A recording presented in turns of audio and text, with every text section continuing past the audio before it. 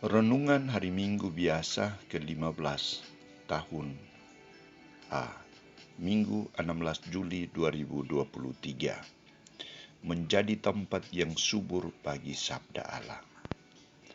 Bacaan pertama diambil dari kitab Yesaya bab 55 ayat 10-11. Bacaan kedua dari surat Paulus kepada jemaat di Roma bab 8 ayat 18-23.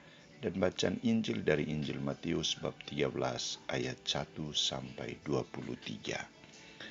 Saudara-saudariku terkasih, seorang bapak atau ibu akan bangga ketika anaknya berhasil dalam kerja, berhasil dalam studinya, atau berhasil mewujudkan apa yang ia cita-citakan.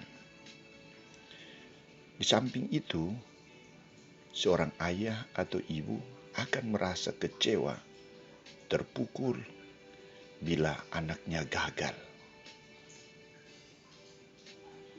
Apa yang menjadi impian orang tua juga menjadi impian harapan dari Yesus bagi murid-muridnya. Yesus menghendaki muridnya menjadi lahan sabda Allah yang baik, yang bisa menghasilkan buah yang berlimpah. Bacaan-bacaan suci hari ini menampilkan bagaimana Allah merencanakan untuk menghadirkan berkat kelimpahan rahmat bagi manusia. Nabi Yesaya tampil dan mengungkapkan pernyataan Allah. Sabda Allah itu diibaratkan dengan hujan dan salju yang turun dari langit dan mengairi bumi, yang memberikan kesuburan, menumbuhkan tumbuh-tumbuhan, memberikan benih kepada para penabur, dan makanan kepada orang yang lapar. Nabi Yesaya mengungkapkan bahwa firman itu bersumber dari Allah sendiri. Dan firman yang keluar dari mulut Allah harus membawa pembaharuan bagi hidup manusia. Dia harus menghasilkan buah sesuai dengan kehendak Allah. Maka yang dituntut adalah keterbukaan hati manusia untuk mendengar, menerima, dan menjadikan sabda Allah itu sebagai bagian hidupnya sehingga membuahkan kebaikan dan kebenaran. Sabda yang diungkapkan Nabi Yesaya ditegaskan lagi oleh Yesus dalam kisah Injil hari ini dengan perumpamaan tentang penabur. Yesus menampilkan 4 tipe manusia dalam mendengarkan sabda Allah. Yesus sebagai pewarta sabda Allah mengalami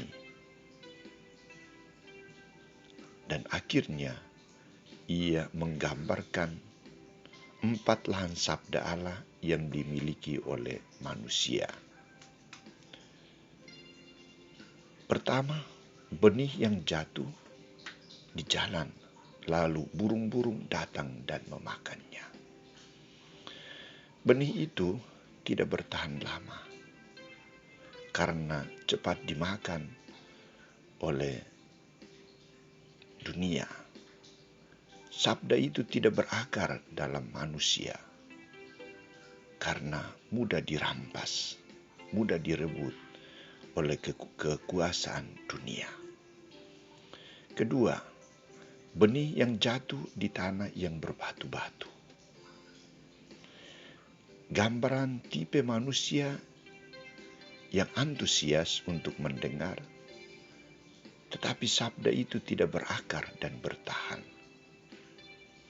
karena tidak ada tanah yang baik yang bisa dapat melindungi, menjaga, dan menjadikan benih itu tumbuh. Tipe yang ketiga adalah benih yang jatuh di tengah semak duri. Benih itu tumbuh tetapi dihimpiti oleh semak itu sehingga ia tidak berbuah. Adalah tipe manusia yang mendengar sabda Allah, tetapi sabda itu dimatikan oleh godaan dunia.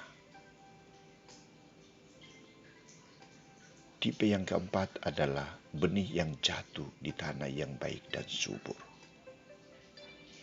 Ini adalah lahan sabda Allah yang menggambarkan keterbukaan hati manusia, kesungguhan untuk mendengar, melaksanakan, dan mentaati sabda itu sehingga menghasilkan buah, mendatangkan kebahagiaan, sukacita, damai sejahtera, menghadirkan kerajaan Allah di dunia. Dan tipe yang keempat inilah yang diharapkan oleh Yesus bagi murid-muridnya. Bagaimana tanggapan kita atas sabda Tuhan hari ini? Kita harus sadari diri bahwa kita juga adalah lahan sabda Allah. Kita juga adalah penabur sabda Allah.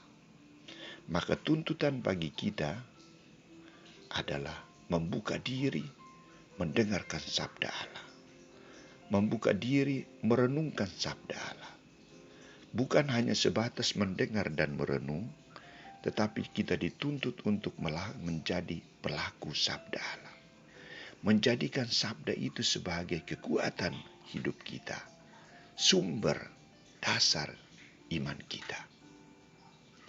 Dalam bagian yang terakhir, Yesus tegas mengatakan, siapa yang mempunyai kepadanya akan diberi, sehingga ia berkelimpahan. Apakah kita mau membuka diri, mau dirahmati oleh berkat Tuhan, sehingga kita memiliki kelimpahan rahmat Allah itu? Semoga kita mau dibaharui terus-menerus oleh sabda Allah itu sendiri.